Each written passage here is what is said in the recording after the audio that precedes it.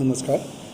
যোৱা 8 জুলাই তাৰিখে আমাৰ উপায়ুক্ত মহোদয়ে DC অফিচৰ প্ৰাংগণৰ পৰা আসাম এইডছ কণ্ট্ৰল ছ'চাইটি আৰু আমাৰ স্বাস্থ্য সঞ্চালকৰ ধুবুৰী জিলাৰ পৰা আমি যৌথভাৱে এটা ইণ্টিগ্ৰেটেড হেল্থ কেম্প বুলি পেলাই এটা আমি কেম্প আৰম্ভ কৰিছোঁ, য'ত আমি ধুবুৰী জিলাৰ বিভিন্ন ঠাইত আমি সজাগতা আৰু পৰীক্ষামূলকভাৱে আমি কিছুমান ৰাইজৰ মাজত কৰিব বিচাৰিছোঁ, যাৰ দ্বাৰা ধুবুৰীবাসী ৰাইজ যথেষ্ট উপকৃত হয়।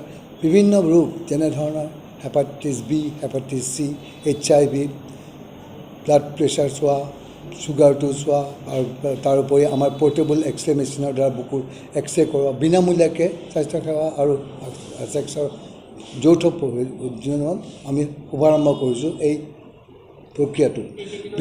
হয়, ইয়াৰ লগতে আমি 8 তাৰিখৰ পৰা আৰম্ভ কৰাৰ পিছত আমি 2টা কেম্পেইন কৰিলোঁ, আইৰণ জংঘলা আৰু নিউঘাট, য'ত আমি যথেষ্ট সংখ্যক মানুহে তাতে যোগ কৰিছে, তেওঁলোকে পৰীক্ষা কৰিছে বিভিন্ন প্ৰকাৰৰ বেমাৰৰ কাৰণে, এক্সৰেও কৰা হৈছে, তাৰপিছত hepatitis B, hepatitis C, HIV ৰোগৰ কাৰণে।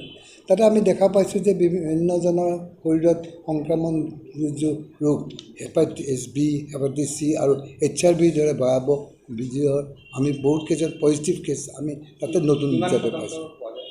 প্ৰায় 20% 30% মান আমি তেনেকৈ পাইছোঁ, যিমানবিলাক পৰীক্ষা কৰিছোঁ।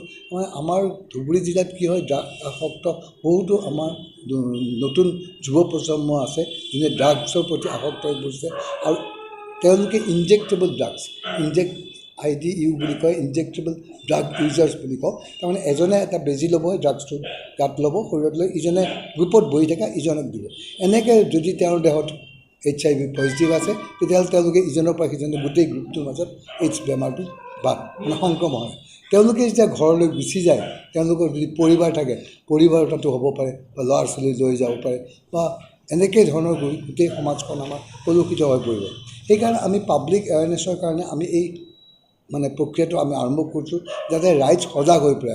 তেওঁলোকে নিজৰ ঘৰত যদি কোনোবা ড্ৰাগছ ব্যৱহাৰ কৰা ব্যক্তি থাকে, বা গিৰিয়েকে হয়, পুতেকে হয়, তেওঁলোকে তেওঁক বুজাই মেলি আমাৰ এই প্ৰক্ৰিয়াটোত আহিব, এই কেম্পবিলাকত আহি পেলাই পৰীক্ষা কৰি যদি ধৰা পৰে, পিছত আমি তেওঁলোকৰ ফোন নাম্বাৰৰ পৰা তেওঁলোকক ট্ৰেছ কৰি পেলাই তেওঁলোকৰ ঘৰলৈ যোৱা হ'ব।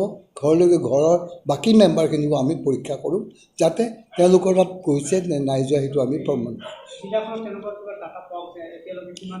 আমি এতিয়ালৈকে 2টা কেম্পেইন পাতিছোঁ, আৰু ইয়াৰ ভয়াৱহটো আমি দেখি পেলাই ভাবিছোঁ, প্ৰথম পৰ্যায়ত আমি ভাবিছিলোঁ কি আমি 30টা কেম্প পাতিম বিভিন্ন জিলাত, আৰু সমাজৰ সকলো স্তৰৰ মানুহক আমি বিভিন্ন IC মেটেৰিয়েলৰ দ্বাৰা, ধৰা মাইকিঙৰ দ্বাৰা বা DIPৰ দ্বাৰা আমি সকলোকে জনাম যে আহক ৰাইজ, আপোনালোকে স্বতঃস্ফূৰ্তভাৱে আহি পেলাই এই কেম্পকেইটাত আহি যোগদান কৰক, যাতে আপোনালোকৰ ঘৰৰ পৰিয়ালৰ মানুহ বা ওচৰৰ পাজৰৰ যিকোনো ব্যক্তিসকলে যাতে বিনামূলীয়াকৈ চৰকাৰৰ এই প্ৰক্ৰিয়াটোত অংশগ্ৰহণ কৰে। তাৰ প্ৰতিকাৰটো হিচাপে কি হ'ব, আমি যেতিয়া পজিটিভ কেছবিলাক পাম, সিহঁতক ট্ৰেক কৰি কাউন্সেলিং কৰিম, তেওঁলোকক বুজাম আপুনি আপোনাৰ জীৱনটো যদি বচাব খুজিছে, বা জীৱনটো যদি বেছি বেয়া ভয়াৱহ হ'লৈ নাযাওক, আপুনি আমাৰ লগত আহক, ট্ৰিটমেণ্ট কৰক। IRT চেণ্টাৰ আছে আমি ধুবুৰী মেডিকেল কলেজত, তেনেকৈ আমি পৰীক্ষা নম্বৰ আমাৰ হস্পিটেলৰ যিটো আমাৰ নম্বৰ আছে, তাতেই কৰিব পাৰে আপোনালোকে। আৰু আমি যিটো কেম্পবিলাক কৰিছোঁ, আমি আগতীয়াকৈ সকলোকে জনাইছোঁ, অমুক জেগাত অমুক ঠাইত এই কেম্পবিলাক হ'ব। আপোনালোকে ME স্কুলেই হওক, এতিয়া গৰমৰ বন্ধ পৰিছে, সাধাৰণতে আমি স্কুলবিলাক লৈছোঁ, অংগনবাদী কেন্দ্ৰ আছে, বা স্বাস্থ্যসেৱা চাব চেণ্টাৰ কিছুমান আছে, তাতো আমি কৰাৰ কাৰণে চেষ্টা কৰি আছোঁ।